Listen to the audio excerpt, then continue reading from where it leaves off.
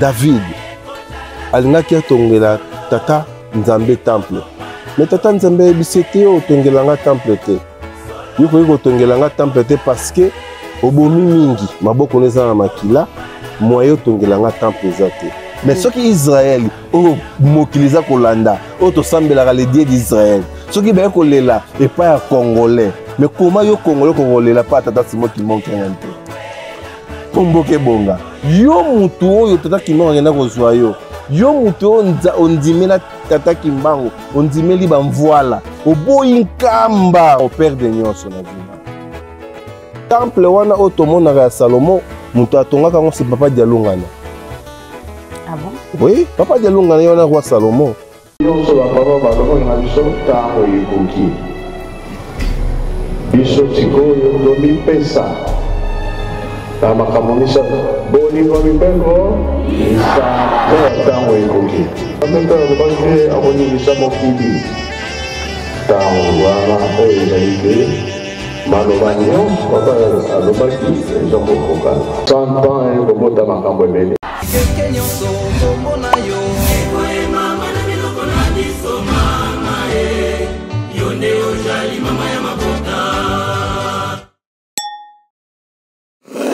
Bana tata molimo santo balanza minga makimbango télévision baindo banso na mokeli mobimba bisiko wapi bokozwa liba kwa kolanda biso butu pe moyi onzela ya baitando na bino minga makimbango télévision wapi epai toyaka kopanza sango mosusu te bobele sango ya mokolo milimo sango ya mokolo mokili pe kotalisa na bino misala na ye okati ya mokeli mobimba tika ete kimia ya bonvoila misato ekomela bino bisika biso yozui libaku ya koyamba menga makimbango télévision epai wapi maman Falon intima na kati ya émission tolobela maman Mwilo kasi na rubrique na yango bokundoli pe bo sosoli nde sangisi biso solo omokolo mwa lelo ndenge momesano na kolobaka ngai moko te pamba te ngai na koka na ngai te kasi tokokendeka pene ya baike bana na ye atia bilembo oyo bapesamela mokumba ya kotatola kombo na ye o mokili mobimba ya mokolo malelo ezali bongo elombe mwana elaka ya sikisiki nzeleneke ya tata kimbango na ngambo ya Angola oyo azaleli biso awa to pe akomelaki biso awa uta mikolo eleki na engomba mokonzi Kinshasa na ba séjour personnel na ye kasi lokola mission topé mosala ya tata kimbangu ezali ko obligé akoyi kosala passage moko ya pambate esengeli atika bilembo pe a communiquer na tina ya tata molimo santo pourquoi pas kolobela actualité de l'église.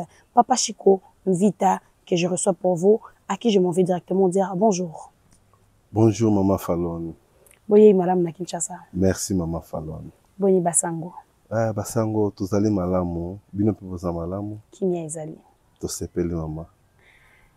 Merci beaucoup très cher abonné de Benga Makimbango télévision. Ozuli bakwa kolanda biso na kolobaka sala geste ya bolingo pambate mosala oyo ezali mosala ya pasi tango tokokotaka au four et au moulin pona koyela bino bokondoli pe bososoli kotalisa na bino même azali koleka kotia accent na actualité solo ezali travail ya facile te ezali pasi kasi nini tokosenga en retour tango yozwilia ba commentaire panza tango mosusu epai na yo ekobota mbuma te kasi na moto okotindela ekobota mbuma pa kozwa détermination ebele bayike oyo basosoli tata kimbangu ebele bazwi détermination batiki bisika bango bazalaki balandi tata kimbangu na nzela ya ba émission oyo na nzela ya ba témoignage na nzela ya ba découverte yango na nde tozali kosala kopesa tata kimbangu maboko soit utile pardon esika oyo yo ozali partager commenter aimer tindela biso ba encouragement ba soutien na bino ba message ba merci na bino n'est-ce pas ba félicitations na bino soki boyebi ba tata na ba mwa bino nyonso boza mokili mba epesa ka biso makasi ya kosala koleka pamba te moto ya mokili te akofuta yo yemei tata molimo santo. Papa Chico. Oui maman.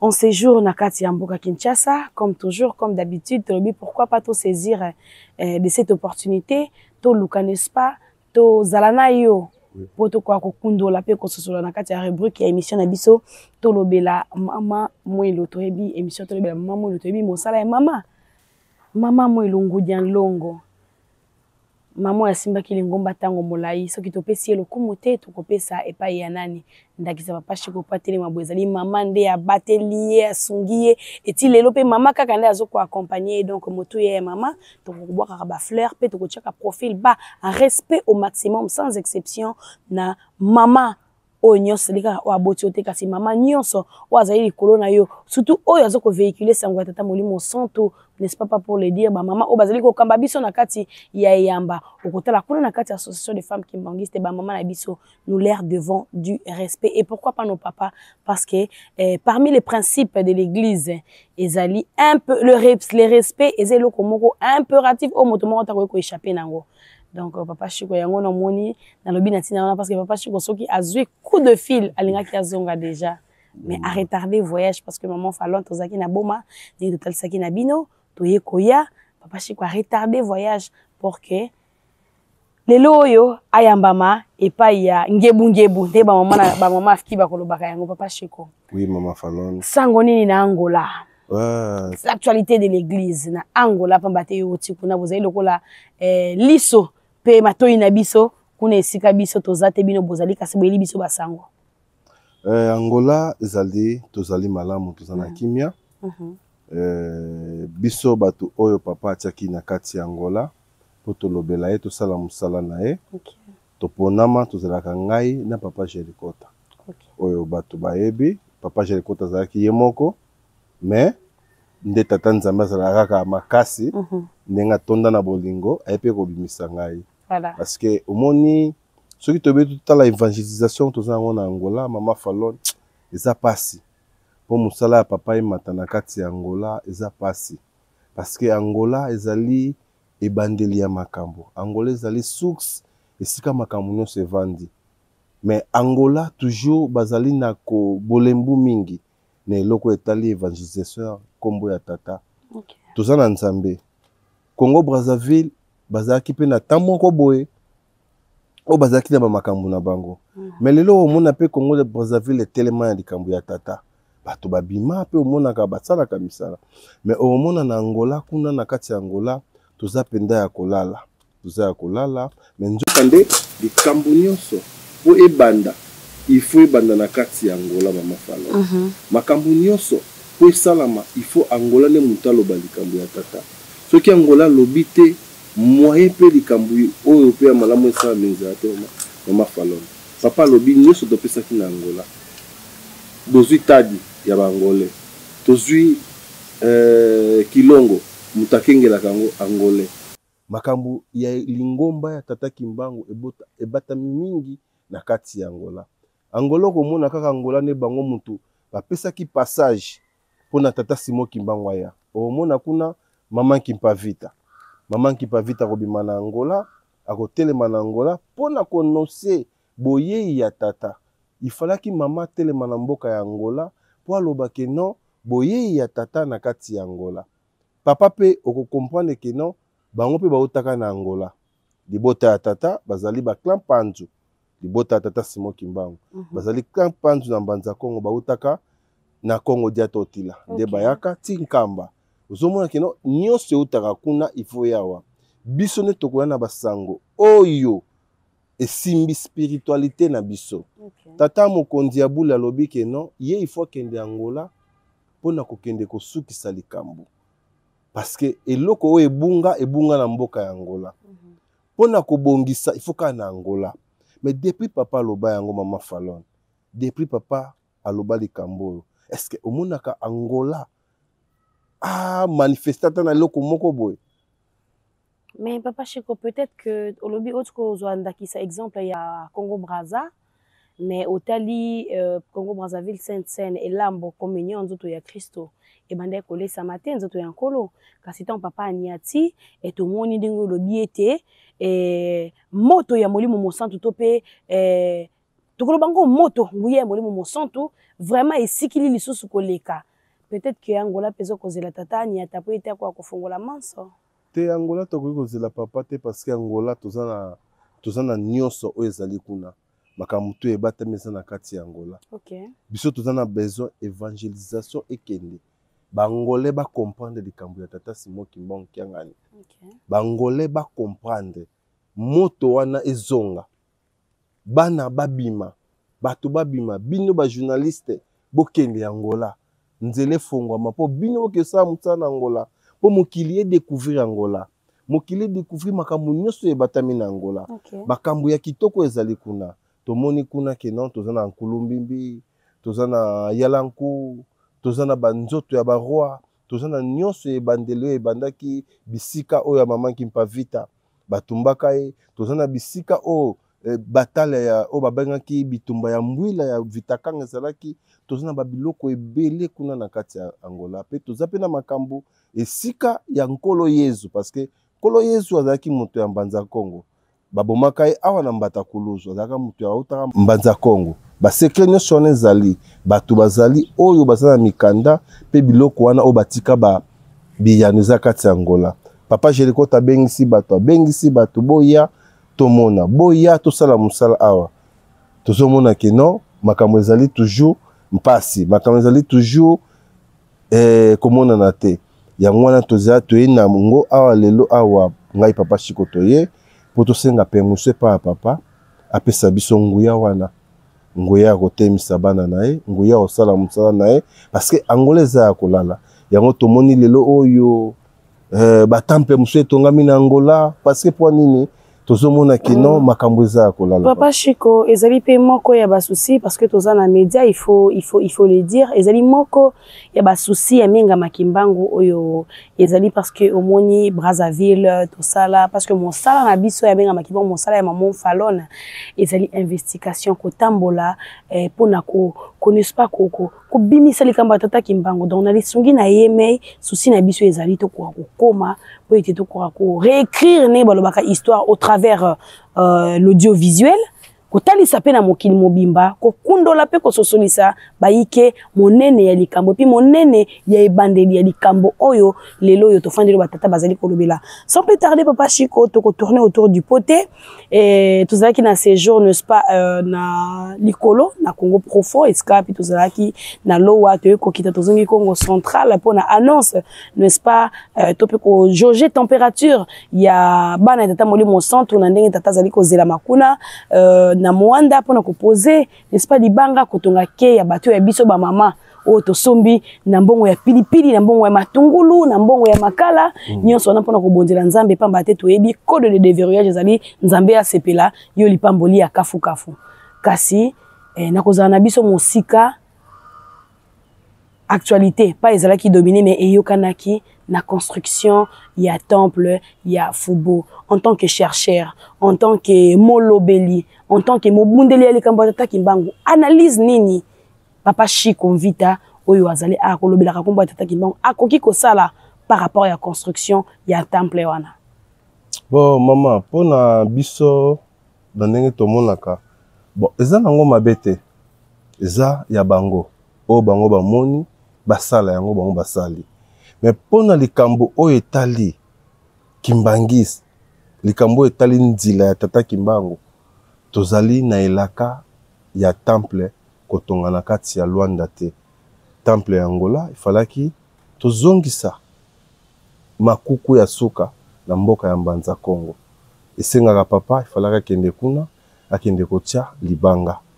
libanga na ifalaki ntia na mboka ya mbanza Kongo bon omoni batunde mutu tokoti na makambo o babengi distraction mama soki lelo tobito tala biso tozana nyonso o nzambe apesi biso nyonso o ezali kati na biso apesi biso nkamba apesi biso temple apesi biso mayansima apesi biso kilongo nyonso oyo mutu akoki kozwa okomona kino batu oyo bayebi ke lisungi ya nzambe lipamboli ya nzambe ezaka nzela ya nkamba okomona kino bakale kosalama temple oyo esami na kati ya Fubo esalami te po eprouve église Kimbangisi non biso toana temple ya molimo temple ya nkamba ezali temple ya molimo ezali temple oyo ekoki kokompare na eloko moko te parce que tomonaki na Bible David alingaki atongela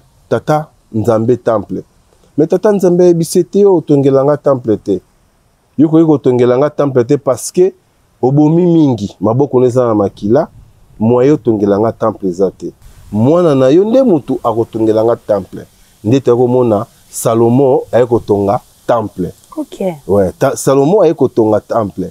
Temple ya Salomo. Temple ya Salomo tokoya komona ngo ke non bakoya ko buka temple wana na Babylone.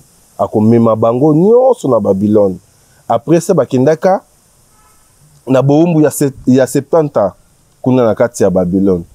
Après ba kotonga susu deuxième temple ekotongama oyo esengaki ke non batu baya kobuka lisusu temple wana ba romain.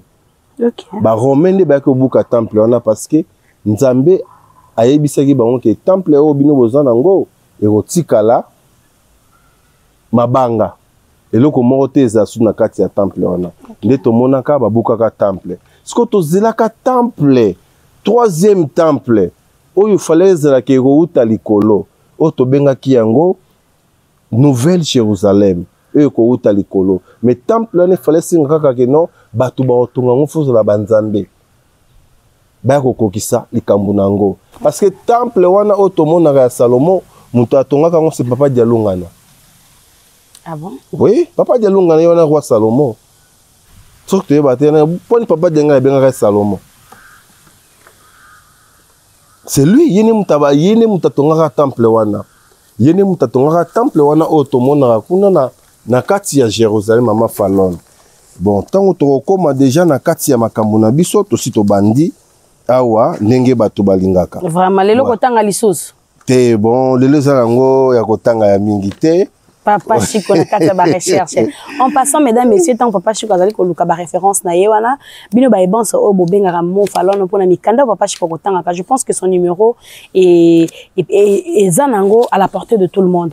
Nga mo Falon nazana oyangai eza via téléphone mais Papa Chico azana ba document soki bosengi tala biso zara mambo betam so bengaki ozunga ite tam so sengaki et comme elioté Papa Chico il va donner son numéro. Beaucoup bengaye ako sala de son mieux pour que ba document comme la bino parce que tous la culture ya kotanga soki lelo tozali ko kufa biso ba kimongi c'est parce que mikanda oyo tata dia ngenda atika mikanda oyo tata dia lunga atika sur le déroulement comment est-ce que l'église ekozala après bango toyebi yango te yango zo mona mingi bazali ko finga sans pour autant comprendre la vision de sa divinité ya Nzambe mpongo to lendo bazali ko comprendre yango te. Papa Chico, je pense que ce que vous allez prêt. Voilà, vous allez prêt, maman. D'accord. Oyo tokomona premier temple ya Salomo yango. Oyo premier temple ya Salomo. OK. Premier temple ya Salomo. OK. Deuxième temple. Deuxième temple. L'accent on pense bien. Premier temple ya Salomo yango yo. Oyo atongaki. O Nzambe mutu ayebisaki ke non na David atongate. Parce que maboko ezalaki makila. Maboko ezalaki roi oyo abomaki ebele abundaki bitumba. Abundaki bitumba Nzambe ayebisaki te yo kotongelanga temple te. Fo mwana na yo nde mutu aya kotongelanga temple. Par là temple ezali loko sacré ekotongama na moto azali pur. Oui maman. Likambo oyo maman. Un esprit saint dans un corps saint. Ouais. Okotonga temple pamba te yango wana. Likambo ebandi toke Papa Chico. Likambo tozoloba to esika to koma bato bala na biso na bokebi. Izana makambo ebatama ekoede bakimbangiste na ba non kimbangiste. Très bien. Parce que miso to sala quand sala nga pona bakimbangiste. Oui. Bato ebele balanda biso ba non kimbangiste. Bokundoli pe bososoli. Na bayindo banso bazali na mokimbo baba sosola likambo yango. Ezali kana bakimbangiste parce que tata kimbangu aye pour la race noire. Do esika nyonso yo zali oyebaki ozana na fardo ya kimbangu na motu na yo parce que tela na loa asali eloko te Papa Chico batia we babeto atambata ya pamba siko yeba betie 50 coups de fouet et puis ya moko ba kei bazongi batangi yango moko ba kei bazongi batangi yango mibale na kingo pona salaki nini ayibaki eloko anani afinga ki nani yeko azaki un homme non violent toke Papa Chico buya deuxième temple tokomona deuxième premier temple Babylone mutaki ayaki kobuka temple wana parce que batambolaki mabe bana ya Nzambe batambolaki mabe Nzambe atikaki bango na maboko ya bapaya bakotaki tina Jérusalem babuki bamemi biloko nyonso pe bamemi bango na boumbu ya 70 ans. Tu veux comment la deuxième temple. Deuxième temple, pourquoi ba romain ba royaume parce que zaki bilakeli oyo kolo Yezu alaka ki bango. Kolo Yezu ebisaki bango ke non royaume oyo bozana ngo oyo ekolongwa awa ekokende na mboka mususu na ekolo mususu. Mama Falon kototo lingaka yango yo po na otangela mosala na ngai ebandi papa Chikoyo kande mutopesa nga mosala kitoko oyo penza ah la la la la voilà toye na Matthieu 24:43 Louis II. C'est pourquoi je vous le dis, le royaume de Dieu vous sera enlevé et sera donné à une nation qui en rendra le fruit. Ekoki nango wana Yesu Kristo Nzambe azokebisa bango akolongola royaume de Dieu na mboka na bango parce que pour nini toki na deuxième longola papé mususu pour nini aloba bongo. Voilà à Matthieu 23:37 à 39 et le billet était Jérusalem, Jérusalem qui tue le prophète et qui lapide de ceux qui te sont envoyés. Combien de fois ai-je voulu rassembler tes enfants comme une poule rassemble ses poussins sous ses ailes et vous ne l'avez pas voulu. Continuez, maman. Voici votre maison vous sera laissée déserte. Car je vous l'ai dit, vous ne me verrez plus désormais jusqu'à ce que vous disiez béni soit celui qui vient au nom du Seigneur. Wana kolo ezoef sabango. Temple na bino oyo. Ndaku na bino Jérusalem oyo. Boko tikalaka komona nga lisusu te. Désormais Yesu Kristo tokamwa nde tomonaka ba chrétien bakindaka na Jérusalem. Nzambe abimaka déjà kuna Bible lobi abi désormais boko tikala komona nga te. Jusque boromona mutu moko koya awa na nkombo nanga parce que bo lapidaka pe bo bomaka ba oyo batinda melibino bazotinda makamu kitoko bazotinda malamu bino bobomaka très bien yango wana bokotika komona nga te parce que Yesu atindi ba prophète atindi banani bango baboya kaka ba ye moko pe tata ye ndelo baboya tata simo ki manke o kimbango za Nzambe to liaka ne likaya ye ndenge ye pe ba ye baboye kaka baboye me batongo oyo nga ina salisa balingi nini na pesi bino temple ya kitoko na pesi bino nyonso bolingi te omoni temple obo omona e koma désert voilà abi pe boko tikala komona nga lisusu te parce que bango bandolela Nzambe mais Nzambe yango aye na bomoto mais bao comprendre te et si bango désormais fantangelo ko na suka voilà car je vous l'ai dit vous ne me verrez plus désormais siko bato botanga français tango ba désormais boko mona nga te elakisi nini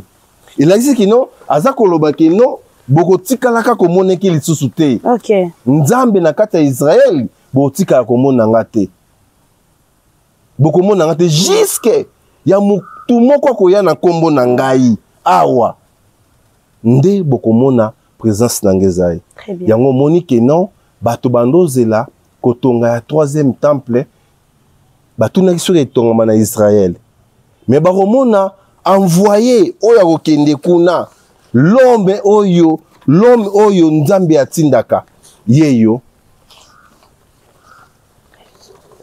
voilà et kasi ana za komona tatati te likolo tangaka verset biblique voilà Ésaïe 46:11 c'est moi qui appelle de l'Orient un oiseau de proie d'une terre lointaine un homme pour accomplir mes desseins. Je l'ai dit et je le réaliserai. Je l'ai connu et je l'exécuterai. Oh, mais pour accomplir mission en Nzambe. Arouta na un pays. Ouais, une terre lointaine. Alors, bité na Israël. Alors, ça veut dire que non. Mabele à mon sika. Voilà. Arouta na mabele. Un homme. Alors, bien un homme. Alors, bité que on moli mo santu ndeke. Alors, que un homme akoya. L'homme de vision. Tata diangenda nkutima. Pour accomplir mes desseins. Tobandi sko likomango papa qui compris na kati ya Israël tobandi yango. Très bien. Oyo ezali référence ezali papa Chiko. Ezali papa diangenda. Le premier voyage du chef spirituel papa Diangenda en Europe et en Israël. On commence. À notre arrivée à Tel Aviv, en Israël, le 27 octobre 1961, nous sommes accueillis courtoisement et simplement par M. Mendes, le ministre des Cultes, en présence de quelques journalistes. C'est au moment où il s'apprête à nous quitter pour la nuit qu'il formule la demande suivante. Les peuples d'Israël et son gouvernement seront contents et reconnaissants si vous pouvez prier pour qu'il pleuve, car depuis de longs mois, il ne pleut plus dans ces pays. Nous avons entendu parler des miracles que votre père avait opérés dès son vivant. Si réellement vous êtes son fils, nous en aurons la preuve. Nous soumettrons votre requête au Créateur. Nous soumettrons votre requête. Je pense que papa doit répondre Bango. Nous soumettrons votre requête au Créateur par nos prières. Lui répondis-je, car c'est lui seul qui jugera de l'opportunité de faire pleuvoir, et c'est là au temps qu'il aura choisi. Après son départ, nous avons commencé notre séance de prière. Dans la nuit même, les miracles s'est produits. La pluie s'est mise à tomber en abondance jusqu'au matin. Nous rendons grâce à Dieu. Lorsqu'ils viennent nous prendre pour amener à Jérusalem, nous sommes logés à l'hôtel King David et après un court repos, nous sommes reçus en avant-midi par Madame Golda Meir, je pense, la ministre des Affaires étrangères. Elle nous surprend par sa connaissance du kimbongisme, ayant lu selon elle les rapports que lui adressait son ambassadeur au Congo, Léopoldville. Dans l'après-midi, nous sommes reçus par le Premier ministre Ben Gourion, puis par le chef de l'État qui nous souhaite la bienvenue. Du 30 octobre au 5 novembre 1961, nous entamons la visite de lieux saints des villes du pays. Maman, katana wana, tia photo là, c'est batu photo bata la photo. Nani Oyo atindamaki en mission. En mission. Voilà. Otoza komona, mais c'est David Ben Gurion, premier ministre Israël. Israël bazana présidente, bazana kana premier ministre. Ok. Oto mon ezali mboka ya Nzambe otoloba na Bible, les dieux d'Israël. Les dieux d'Israël, les dieux d'Abraham. Mais les dieux d'Abraham, bayeko lela bénédiction, bayeko zela Nzambe yela bango parce que Yesu ebisaka bango bo nanga te. Vous verrez un homme. Ti jusque bo mona un homme ko yana kombo nanga. Voilà. Nde mukolane bolo bake non. Soyez les bienvenus. Et loko accomplissement oyo tata diangena keneko compris yango wana. Très bien. Autaki na terre lointain. Nde aona 1961 tant Congo a eu indépendant. Tant que Congo a eu indépendant au mona ki papa diangenda akekuna. Pona kotombola lokumu ya Congo, pona kolagisa keno mboka ya Nzambe. OK. Nde Congo esika Nzambe aye kovanda parce que Jésus-Christ oyo ba chrétien bazo sambela na mokili. Ala kaka bango mama Faloni boko mona ngali susu te. Voilà. Mama Faloni. Toki o azapenda o penda tanga ka penda Bible. Abi désormais boko tikala ko mona ngai jamais. Ti mukolo. Vraiment. Oyo boko mona muto aye na kombo na ngai. Ndia ko ela bino Nzambe na kati ya mokili oyo. Na Israël Nzambe azalaki te. Matthieu 23, 37, 39. Na Israël Nzambe azalaki te. Na Israël bandozela likambe salama. Nzambe pa sali bango nini? Akangeli bango mbula. Voilà. Maman, oyebi ke non pays na bino esala 4 ans mbula ebetaka te. Babengi batu. Babengi batu ebele maman. Babengi koto babengi. Roi Baudouin lobi non non non non. Il faut to kokisa likambo wana. Na Congo wana mutu moko aza kuna mwana ya kimbangu. Naza siri ye mutu akokisa makambo oyo. Munde Nzambe asalaka. Tibo kina omona ba carte d'Afrique et carte ya Congo et bima na carte ya kuna na carte ya Israël. eza pona ba signe oyo ke nzambe aloba ke non a bokondi na bino ke na libota mosusu libota yango bisoyo bana otolandi tata Simon Kimbangu nkamba Yerusalem libota oyo nzambe ayaki yango yezo abaki bino botikala komona ngai te jusque mukolo bokomona mutu akoya na kombo na ngai yango ka nzambe pa ko salika mona akangi mbula Israël aluki mbula asali ba cérémonie mais soki Israël o mokiliza kolanda o to sambela le dieu d'Israël soki ba ko lela et pas ya congolais mais comment yo congolais ko lela pa tata Simon Kimbangu ngante pomboke bonga soki Israël yango maman moni ba sango ivoto panza o mokili mombe kendaka parce que ça ba théâtre te ça ba chose o to invité te ça ba makambo et salama yango to mona photo lakisaka na mokondi nini ya lingomba awa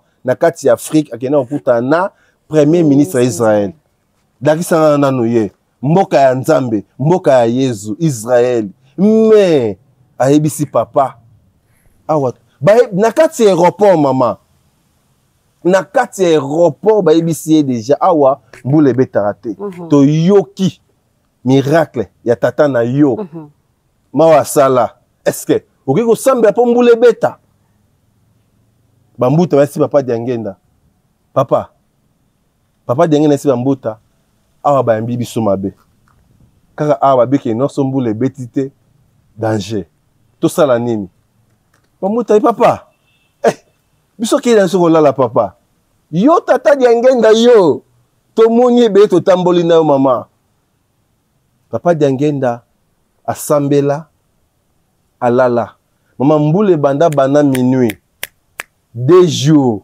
bakonzi esi papa diangenda ya okata no mbula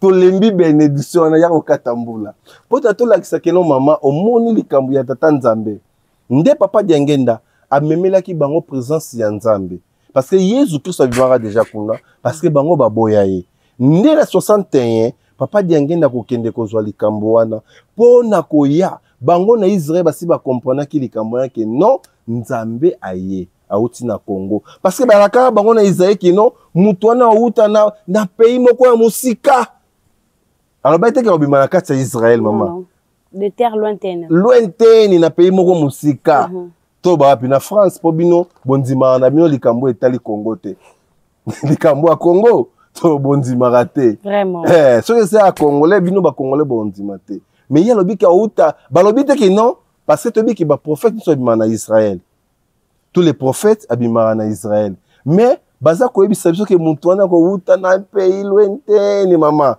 ako outa musika vraiment l'homme pona ko compris makambu na ngai o nzambe akonfiaka na ye diangenda nkutima motema na ye o comprendre oyo tata diangenda akenda kosala kuna na mabele ya Israël mama Falon eza ba histoire moko boye lelo o toza komona ngo rien lelo toza komona ngo pamba mama Falon mais lobi likambo mama Falon eza likambo ya munene mama na ngai eza makambo ya minene oyo kotikala na Bible yango nde komona ke non tokoya koya na temple mama Falon tokoya na temple nde ekoya kotongama parce que temple ya o wana tongamaki na kati ya Israël falaki papa diangena ki nekozwa likambo wana aya nango yango asalaki mission na Israël yimo akangi mbula yimo asali nyonso po banyata na mabele wana tango baki konyata na mabele wana elakisaki dia makambo ebele nde azongi na 1961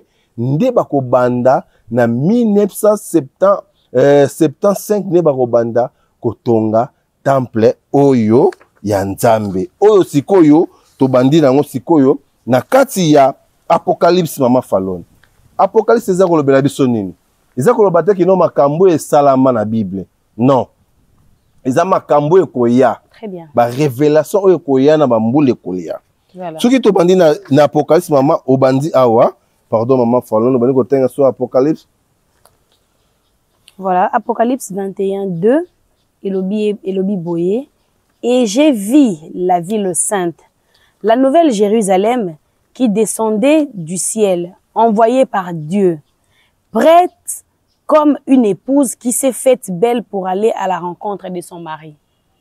wana Jean azomona Jean na ngambo ya Angola na kati ya Port-Amboué avandi na kati ya ili wana na kati ya Angola na Port-Amboué aza kozwa ba rêve amona Jérusalem na nkamba. Donc moi je azali abongami pona na libala donc c'est que basi ba maquiller basi ba latissier basi ba sali suki basi ba bongisi manzaka, c'est-à-dire temple ekita esi etongama na nyonso na kati. Très bien. To bandi susu poto comprendre temple ya nkamba. Voilà, Apocalypse 21:12. Elle avait une grande et haute muraille. Elle avait 12 portes. Sukana maman. Il avait que 12 portes. Totangi awa 12 portes. OK. Elle avait 12 portes. Et sur les portes 12 anges.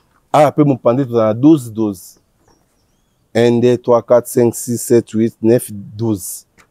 Na deux portes sur la milai wana tout dans 12. On va expliquer ndenge ezala. Voilà. Et sur ces deux portes et sur ces portes 12 anges et des noms écrits. C'est de 12 tribus de fils d'Israël.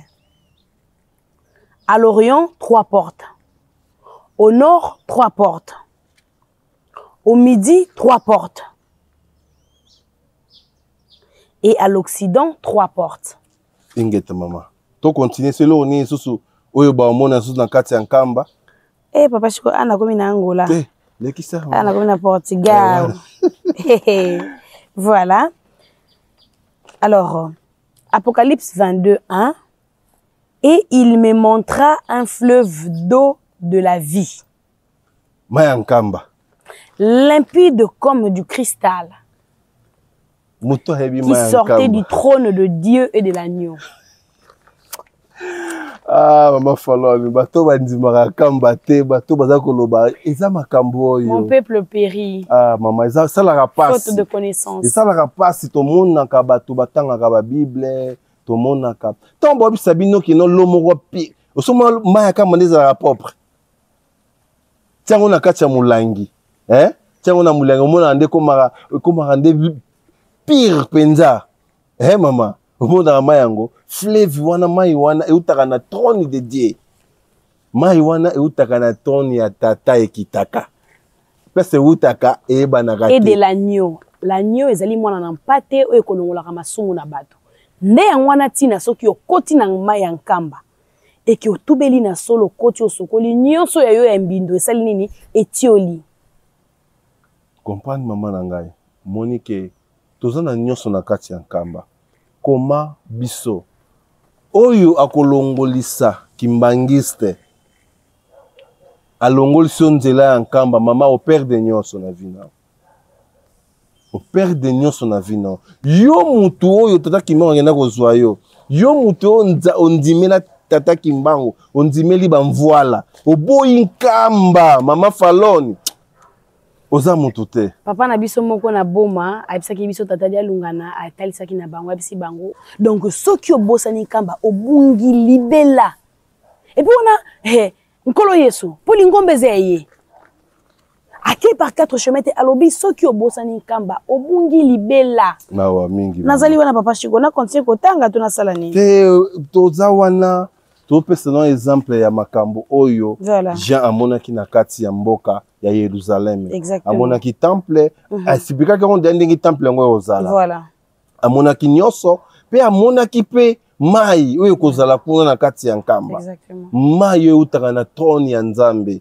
Mai oyo epetolaka moto. Oyo longolaka maladi, longolaka ba malchance. Voilà. Oyo epesaka pouvoir. Ekangola. Mai oyo yango monaka ke non yo kimbangiste. Tango ozokende nkamba, ozokokota, ozokobima pamba seki ozana makambo ebele. Mama, soko koti na mai wana. Pesanga courage wa matabangomba. Na babwatu.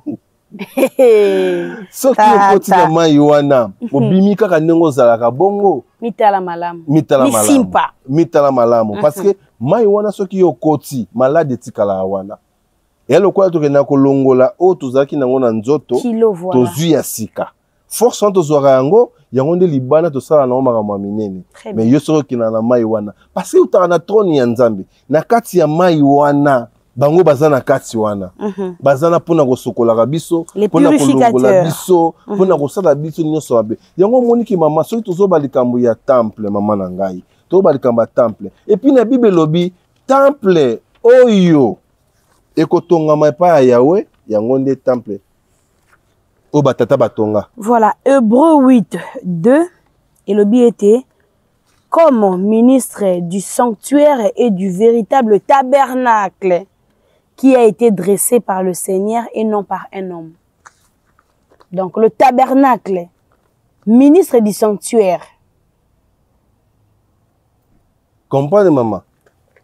Ya te kino soki mutatongi na temple bino bokomi na mama kambo ebele bokomi ko kamba bakimba mama distraction o satana tshaka pona bana nzambe. E moni biso to boya distraction mama. O moni to bénéficier na makambo yo. Makambo yango ne richesse na ngai. C'est ça. Yango ne na otikela bana na ngai. Yango ne na otikela libota na ngai. Likambo yo. C'est richesse. Pona ko comprendre. Parce que nzambe moko alobi yango na hébreu. Ezali ministre du sanctuaire na véritable tabernacle oyo ko yuto to makaka et pas ya nzambe et non et pas ya moto. Sikoyo yo temple oyo batata batongi. Batata na bino. O bobengami banzambe. O bino bosambelaka. Lelo bolingo pesa e concurrence. Lelo bolingo lobake non temple oyo nde wana te. Mama, histoire ya numéro de répéter mama.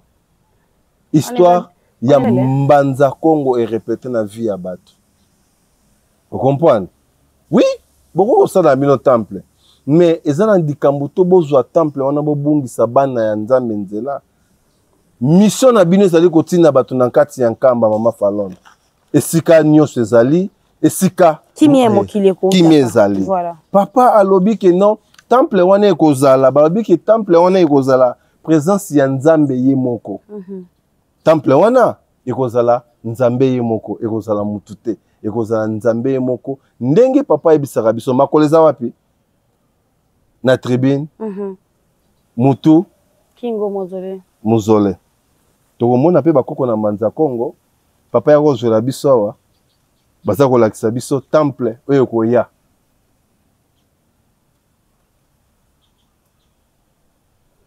Parce que mutu eza relié na mausolée et c'est ta force. Makolo tribune. Ah tokoti porte.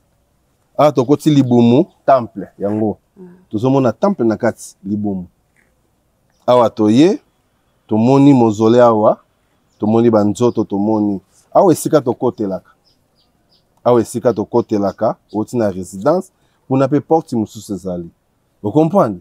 Temple oyo ezalaka nzoto ya tata ntango biso tokotaka na nzoto ya tata parce que ezali eloko euta likolo ezali eloko oyo tant tomona 7 porte 12 portes te 12 ya likolo na 7 ya entrée ezali na 12 ezali na 7. C'est les 7 esprits. C'est les 7 esprits. Il y a tata kimbango aki nango na mokili. Les 7 figures de Dieu. Ezali pina 7 bilongi o tata kimbango aki nango na kati. Très bien. Na mokili. Da mokili oyo. Ezali pe 7 planètes. Porte moko na moko ezali na signification nango. Très bien. Ba fenêtre moko na moko ezali na signification nango mama. Et puis ma commis total sana biso était sur ba porte wana ou à 12 portes wana et komami ba 12 tribus. Les fils d'Israël. Badale sous 12 tribus les fils d'Israël. Badale ba 12 oyo to bengaka bango ba isolele. Badale 12 oyo to bengaka bango ba isolele bango yo mama Falon. Likambo ya motuya. Bango nde to kotala bango nyonso bazali na kati. 12 to bandi awa. Les 12 tribus oyo to utaka na Égypte. Oto utaka Mbanza Congo, oto utaka banda Égypte to sala royaume Congo.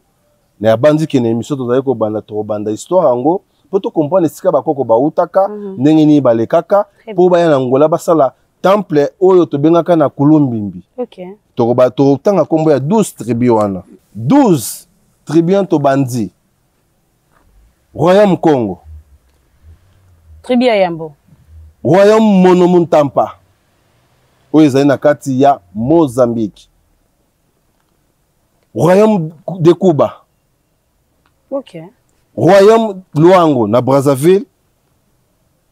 royaume luba oyo mundele bangaka oyo mundele avant kota na kati ya Congo mundele bangaka royaume luba empire luba OK abangaka bango to domoni ke non ba luba bazebele na kati ya nkamba royaume na bango lelo zate mais baza na kati ya Kintwadi na kati ya nkamba royaume di Lunda bazali royaume de Makoko bazali royaume di Ngola Ndongo Matamba oya biso ya Angola di Ngola Kilwange o bapesa kombo ya Angola royaume di Bamileke ya Cameroun o bautaka na kati ya Matadi bango nyonso toyaka na bango topanzana le royaume di Bamo le royaume di Burundi bango wana nyonso zali le 12 na oyo ezali na kati ya Fred Sid ya bazulu ya bana bazulu bango wana nyonso toutaka na bango na mboka ya Egypte oyo tobandaki kokabwana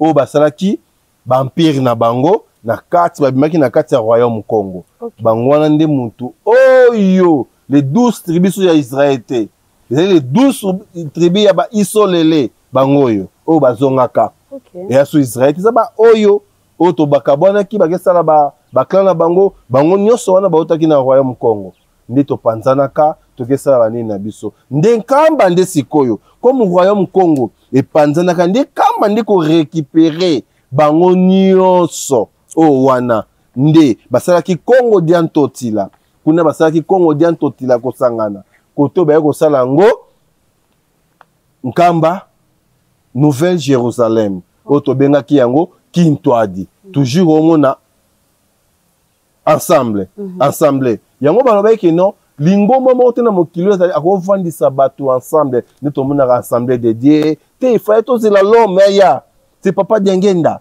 fallait aya otia lingomba fallait aya otia temple mama yango moni ti lelo Israël bakotonga temple te baaméricain bamisi bambongo mpo batonga temple bakotonga temple te troisième temple ya Jérusalem bango bazolinga batonga me temple se ya na mokili ese kita temple yango bato bane babénéficie yango biso oyo bato tolandi papa biso batolandi nzela ya nkamba nde toza kobénéficie na temple wana mama ebele oyo na mokili oyo eza mpona motu nyonso mama falani lelo ozomona keno bato mosusu baza kouta bipai na bango baokendeka nzela ya nkamba motu mosusu avanda nde na ndako oyo nalotaki papa oyo nalotaki papa oyo papa bimelaki ngai oyo papa bisingaki na nkamba babiso toya batémoin makambo wana mama tovanda na bandako ela sabiso keno nzambe aza kotinda biso kuna eza teke bato baza kopesa biso boya te na bato mpe baede biso ebele ezali bino bato bosali émission tomoni batémoignage ebele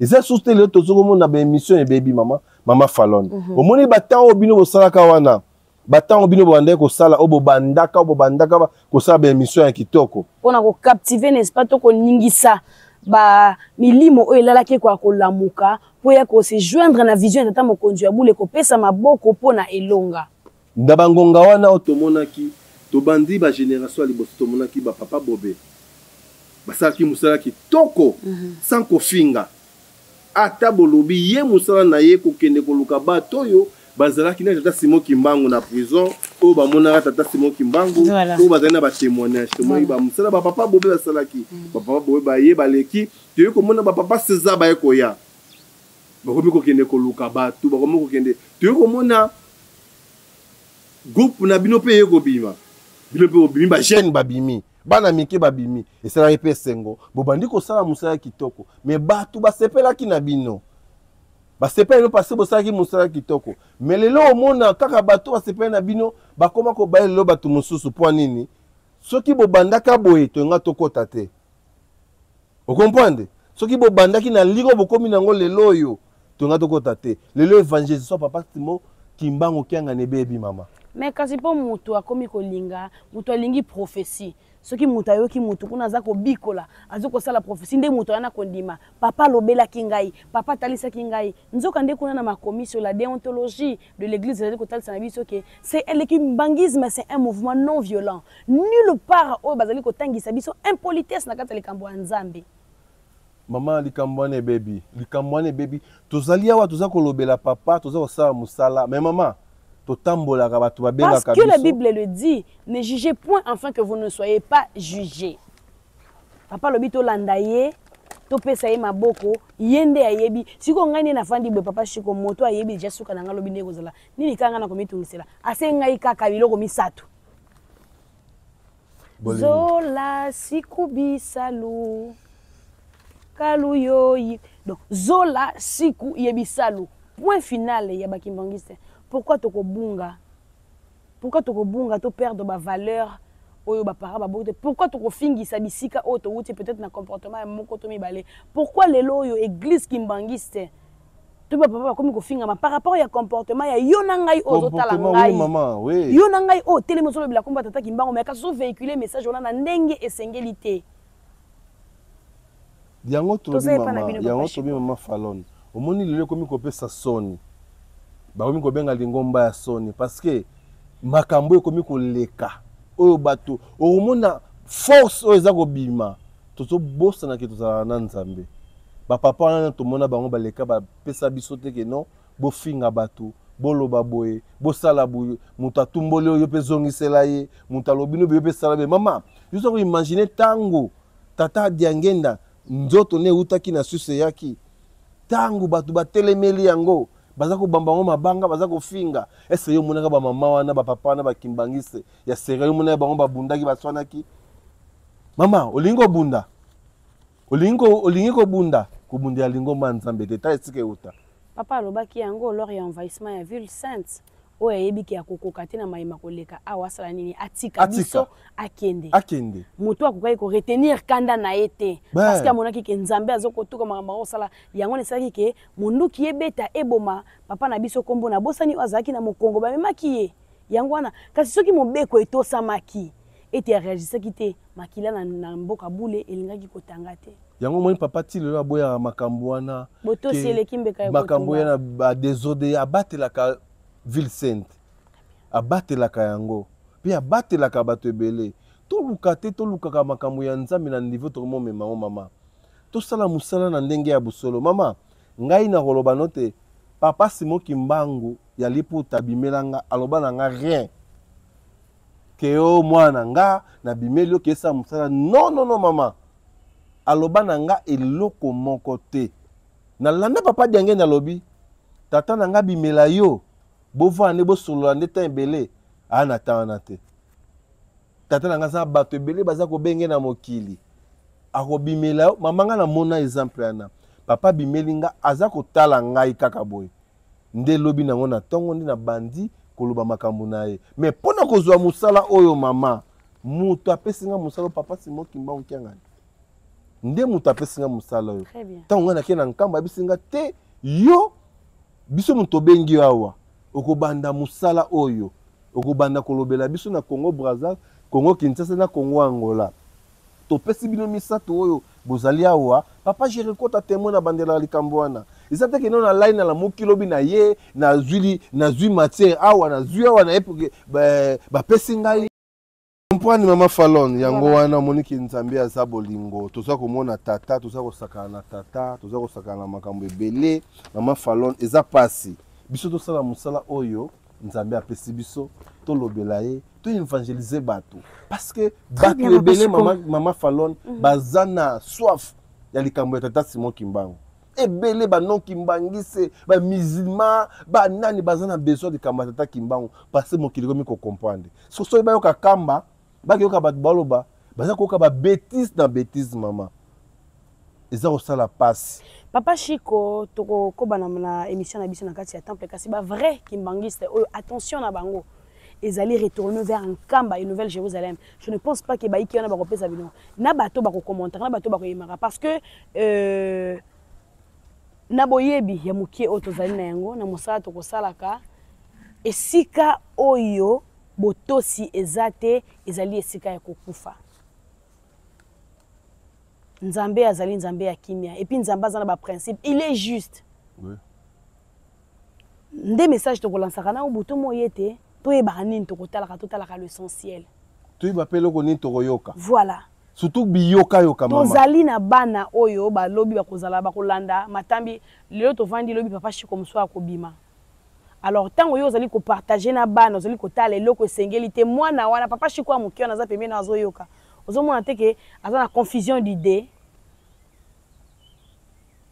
En tout cas, Toko bana biso papa. merci maman Fallon inalingaka maman Fallon mingi parce que maman Fallon pelenga oteya nesa bino ki azaka na posa koteya makasi na ambition ye alinga toujours aloba parce que ezandenge na ye parce que papa chunga na terre na bien bilaka na katsa makambo bino. Ezali ngana na ye bakite yo ndo tangisinga tango tangisinga itata inspiré ngai. Ezali inspiration mon inspiration ezalaka wana comprendre eza donna o nzambe apesi yo que un jour pe okozala moto ateyaka bato. Te nga na mona na nga papa, te nga na kutana na nga na papa te. Te omona na ye te. Nga yo papa ya kebisenga te. Te. Papa nga na sala ya omoni biso toti na molimo toyebi likambo etali molimo. Molimo alelo eza surtout que no oto kozwa neti ba milimo ya kala ya kotutuka ya koloba makambo bato non. So kina lingomba mpeve eloko liboso mama Fallon likambo ya moto likambo na mama Fallon papa caméra ko yo kango te ata mabe zali ke on nzambe a révélé nga mutu aza bona ba révélation ya lokuta o comprendre nzambe jamais a ko révéler mutu wana te mutu na soki aye pa na yo omoni même omoni ndoki mama Fallon totalaka o comprendre même omoni mutu ya ko tala yo première fois aye ko meka yo o bane loko te deuxième fois ba troisième fois nde o ko yebisa mutu wana tika likamo zo sala jamais kozwa okende opanza sango namona ki ete wana eza susu molimo ya nzambe te parce que molimo ya nzambe eza molimo ya kimia ezali molimo oyo ezalaka brutal te ezali molimo ya scandale te ke molimo wana etia bato na mabe boye te ye nde boye te molimo ya nzambe ezalaka bongo te mama biso toza na bavéritable likambo oyo babengi molimo ya nzambe tomonaka me tolobaka te parce que papa nano autoriza moto aloba makambo motu te abongo ya yo nani aloba papa Chico nzembo lobi bopona mesili ko ya tamsusu bopona meye nango mama OK papa Chico eza eloko moko boya eza eloko moko ba portugais balobaka quero ça va primer toi vida elingo loba boy voilà olingo sauver liboso vie na yo sauve toi-même sauver libota na yo yo lingo sauver tata simo kimba okiangani mama yo lingo bundela nzambe babundelaka nzambe te mama Fallon parce que nzambe ne mutu apesi biso makasi oyo nzambe nde abundelaka biso jamais toki kobundela nzambe abongo mabota na biso toza na baproblème na bamabota na biso mama toza na bamakambo ebele toza na bato bazobela na bafamille na biso mais biso totikaka oyo nzambe apesi biso tokende kobundela ye tata simo kimbangu nde aza na mokonzi ya bakonzi le roi des rois oh David avait force na ngai roi David avait force na ngai utaka na kati ya ngomba oh ya koya na ba puissance nyonso ngai papa Chico nde naza boye nakende obundela tata wana ebandi ndeni tata wana oyo mama bato batiaka tembe l'homme de Sodome ye wana tokotanga ye na Bible to comprendre de deux faces oyo. Voilà 1 Corinthiens 15 40 à 42 et le dit boyer. Il y a aussi des corps célestes et des corps terrestres. Mais autre à l'éclat de corps céleste, autre est celui de corps terrestre. Autre est l'éclat du soleil, autre l'éclat de la lune et autre l'éclat des étoiles. Même une étoile diffère en éclat d'une étoile d'une autre étoile. Kokino ya mama. Toi papa denzote za. Corps oyo ya liputa ya molimo. Ya molimo. Oyo terrestre ya mabele tozali. Ya mabele. Vous comprenez maman? Faut to comprendre ka. Tata yeyo. Mais molimo na ye yeyo yango to bengi ye nzambe. To bengi nzambe parce que molimo azana ngo se molimo yo ya tata. Eza ye moko ya kovanda na kati yawa. Voilà.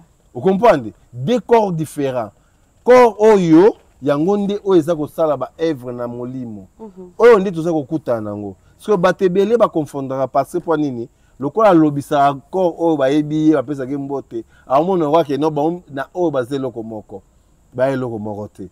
ebele bapesaka papa mbote basekaka na papa o papa yebi ngai o papa yebisa ngai boye komisa nzambe komesana na nzambe ozomesani na ye wana ezali na nzoto oyo aza koseka bino aza kotala bino me na nzoto oyo ayebi yo te oza kati na ye te parce que oza mutu ya makila ndenge ayebisaki David oza mwana ngai me okitisi makila ebele na boyi ndenge aboyaki likambo ya Kaina alobi te abela salela ngai yango wana moyini autaka wana mama amoni mabe ya moninga alobi te nasepeli na oyo yango moni kino ebele oyo tozali na kati ya mama Falon toza koconfondre confiance na biso na tata Nzambe toza koyeba lisusu te o tata Nzambe o tata Kimbangu alobi bwe te tata Kimbangu abatami na kati ya nzoto oyo yango nde toza kobenga ye Nzambe Nzambe ya mpungu Nzambe ya bakoko na biso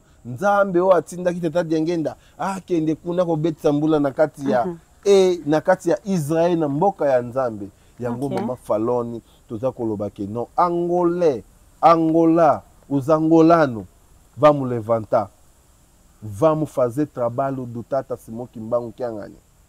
Todos os angolanos que conhecem a verdadeiro Deus, Nzila, o caminho da Camba, vamos levantar, vamos fazer tudo possível de levantar a nossa religião quimbanguista e Angola, principalmente em Luanda e em Banza Congo, em todas as províncias de Angola, 18 províncias de Angola. Vamos levantar quem é quimbanguista. Vamos fazer tudo para levantar. Temple não é problema. Quem fez a temple não é problema. O problema é quem está nesse caminho. Você compreende? Ou a zona nzela onde eu ande ele campo. O problema é a temple te mama. Essa nzela oyo ba papa batikaka. OK. Na tiki bino na lopango oyo, na tiki bino na ndako oyo, mutu abima libanda te. OK. Mutu abima libanda te mama. Yango na biso toye biso ba papa shiko toza ndenge ni mama Falon ezali lokola bato bakenda osala musala tata bengai bango basala musala bao babandaki na tongo basalaki musala na bango basalaki musala bayaki mais papa amona esusu bato mususu na après midi bayaki abengaki bango boya bosala mais komaki na ngonga ya pokwa aki kozwa susu ba mususu na pokwa mais tango ya kofuta afutaki bango nyonso mbongo moko apesaki bango salaire moko bango babandaki musala na tongo badeklare mais tata ndenge ni yo opesa bato baye na butu mbongo moko eloko moko ye ayebisi alobi te likambo eza likambo ya mbongo moko te likambo ezali ngomba na ngai ngane nayebi oyo na osala na bana na ngai c'est tata Simon Kimbangu nde motu patron ya makambo oyo nyonso ye nde motu azali kofuta nde ezali kopesa biso ba inspiration nyonso ozali komona lingomba ya kimbangisi ezali lingomba oyo ekotambusa mokili mama eza lingomba te oyo esala baventure oyo osala aventure ye moko nde moto akokwea Nzambe basakalaka te Nzambe akweyaka te Nzambe mpe apolaka te nyonso denga to bayango ya mama Falon. Voilà, merci batatana ba maman balanzamenga makimbango télévision ezaki na biso esengo yako yambela bino n'est-ce pas papa Chiko te remercie mingi pour cette première partie oyebi ndenge nini tokolinga kapenza ko kende na yo na ba volume ebele parce que profondeur ya likambo to pe bosusoli obiso toko se reposa kaka sur ba écrit donc les écritures saintes ou ezali na kati ya mokanda na Nzambe nde yangwana ezali n'est-ce pas outil na biso oyo tozali kovéhicule message na kati ya évangélisation monene oyo ya kosikilisa milimo ya bana tata Nzambe topesi bino rendez-vous na deuxième partie ya masolo na biso elongo na papa Chiko Mvita na Mofalon na kati ya Bokundoli pe bososoli soki Nzambe akati mokano te tomona na deuxième partie abonnez-vous partagez commentez panza sango oyo nde wana kopesa maboko na ndenge ya solo na likamba tata Kimbangu tokutena ba mikolo ezali ko ya matondo mingi.